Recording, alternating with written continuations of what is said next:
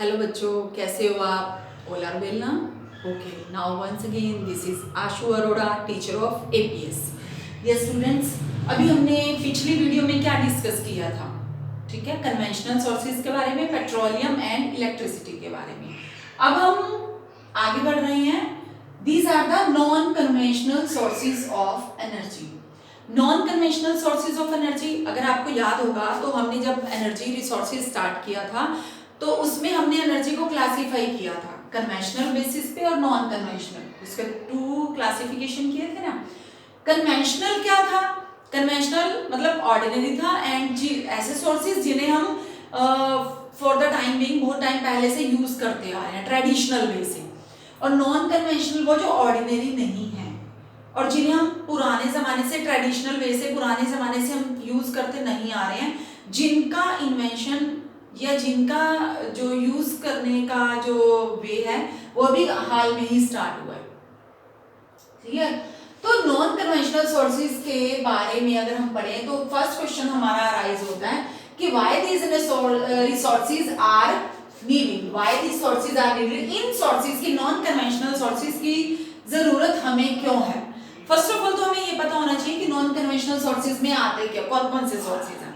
ठीक है, ये है हमारे solar energy, wind energy, tidal energy, biomass, ये सब है, न्यूक्लियर एंड एटॉमिक एनर्जी, ये सब आते हैं। क्लियर? तो इनकी जरूरत हमें क्यों है? First is the consumption of fossil fuel. As we are using the consumption and as we are using the fossil fuel, that is the coal and petroleum for a long time, बहुत लंबे समय से use करते आ रहे हैं। तो लंबे समय से यूज करते आ रहे हैं तो इनका कंजम्पशन रेगुलर होने से अब ये फॉसिल फ्यूल जो है खत्म होने के कगार पे है। They are going to an end, खत्म होने के कगार पे है। तो फॉसिल फ्यूल्स के बारे में जब हमने कोल और पेट्रोलियम के बारे में किया था तो आप लोगों को याद होगा कि जो कोल था वो 200 मिलियन ईयर्स और 50 मिलियन ईयर्स जो है वो लेता है दोबारा से रीजनरेट होने में। तो आप ये सोच लीजिए कंजम्पशन हम कितना फास्ट करते आ रहे हैं और जब भी इनका कंजम्पशन करने से ये खत्म होते जा रहे हैं। these are going to depletion of these resources। और दूसरी बात ये, इन रिसोर्सेज के प्राइसेस भी बहुत हाई होते जा रहे हैं क्योंकि जब हम आगे इनको जनरेट करेंगे तो इनके प्राइसेस हाई होंगे क्योंकि अब इन्हें बहुत ज्यादा डेप्थ से निकालना पड़ता है। डेप्थ से जब हम निकालेंगे तो क्या होगा, इनके प्राइसेस हाई हो जाएंगे। ठीक है, तो जिसकी वजह से हमारी फ्यूचर जनरेशंस के लिए अनसर्टेनिटी बन चुकी है। फ्यूचर जनरेशन के लिए फॉसिल फ्यूल बचाना जो है बहुत मुश्किल हो चुका है और इन्वायरमेंटल प्रॉब्लम्स तो क्रिएट हो ही रही हैं क्योंकि हम कोल और पेट्रोलियम बहुत ज्यादा यूज कर रहे हैं। इससे हमारा इन्वायरमेंट जो क्या हो रहा है, डिग्रेड हो रहा है, पोल्यूशन बढ़ता जा रहा है। तो ये सब प्रॉब्लम्स अराइज होने की वजह से आज हमें नॉन कन्वेंशनल सोर्सेज को, एनर्जी रिसोर्सेज को यूज करने की जरूरत फील हो रही है। क्लियर? अब हमें ये पता होना चाहिए कि non conventional sources of energy कौन कौन सी हैं। मैंने अभी बताया solar energy, wind energy, tidal energy and biomass. ठीक है, ये है। तो इनमें एक और है, वो है न्यूक्लियर एंड एटॉमिक एनर्जी, जो कि यहाँ पे नहीं लिखा गया है। न्यूक्लियर एंड एटॉमिक एनर्जी यहाँ पे लिख देती हूँ मैं।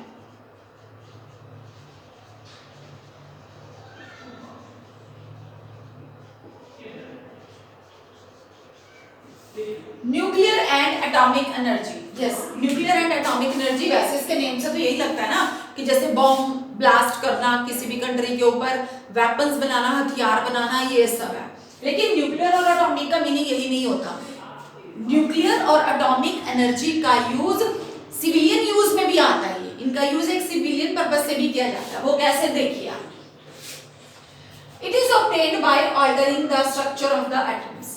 अब न्यूक्लियर और एटॉमिक एनर्जी को हम यूज कैसे करते हैं? जो यूरेनियम और थोरियम है ना, वो यूज किया जाता है। यूरेनियम और थोरियम को यूज करने से क्या होगा, जो इनके एटम्स होते हैं ना वो मल्टीप्लाई हो जाते हैं। मल्टीप्लाई होने से उनका जो स्ट्रक्चर है वो ऑल्टर हो जाता है। स्ट्रक्चर के ऑल्टर होने से क्या होगा, उनमें जो रेडिएशंस होती है, उनमें जो चेंजेस आते हैं, उनसे पावर जनरेट होती है। पावर जनरेट होने से क्या होगा, बिजली बनेगी। ठीक है, next uranium and thorium which are in, ये जो है ना uranium and thorium which are in Jharkhand and Aravalli range of Rajasthan are used। जो यूरेनियम और थोरियम झारखंड और अरावली रेंज ऑफ राजस्थान में पाए जाते हैं वो एटॉमिक और न्यूक्लियर पावर जनरेट करने के लिए यूज किए जाते हैं। समझ में आ गई बात? जो यूरेनियम और थोरियम झारखंड और अरावली रेंज में पाए जाते हैं, क्लियर, वो क्या करते हैं? न्यूक्लियर और एटॉमिक पावर जनरेट करने में यूज किए जाते हैं। ये आपको समझ में आ गया? यूरेनियम और थोरियम के एटम्स को जब मल्टीप्लाई किया जाता है तो मल्टीप्लाई करने से इनमें स्ट्रक्चरल चेंज आता है। स्ट्रक्चरल चेंज आने से एक हीट प्रोड्यूस होती है। हीट प्रोड्यूस होने से क्या होगा? पावर जनरेट हो जाती है। तो ये वहां पे फिर इसका मतलब क्या है? ये पावर जनरेशन में मतलब इलेक्ट्रिसिटी बनाने में यूज होती है। Next, the monazite sand of Kerala is also rich in thorium. जो केरला में मोनाजाइट सैंड है वो थोरियम रिच इन थोरियम है। तो थोरियम से रिच होने की वजह से क्या होगा? जो एटम है उसके वो कहां पे यूज किए जा सकते हैं? कैसे यूज किए जा सकते हैं? हम न्यूक्लियर और एटॉमिक एनर्जी बनाने में यूज कर सकते हैं। फिर उससे पावर जनरेशन होगा। क्लियर? मींस इलेक्ट्रिसिटी बन सकती है। क्लियर? तो मतलब क्या है? ये हमारे रिन्यूएबल सोर्सेज हैं। ये कौन से? हमारे रिन्यूएबल सोर्सेज हैं। Clear? We must use renewable sources of energy. जो सोलर एनर्जी, विंड एनर्जी, ये सब हमारे कौन से हैं? रिन्यूएबल रिसोर्सेज हैं। समझ में आ गई? जो कोल, पेट्रोलियम और ये नॉन रिन्यूएबल थे हमारे, जो कि हमने कन्वेंशनल सोर्सेज में कर लिया। अब हम नॉन कन्वेंशनल को लेके चलेंगे। क्लियर? तो ये था हमारा nuclear energy. In the next video we will discuss about the solar energy and wind energy. Till then bye.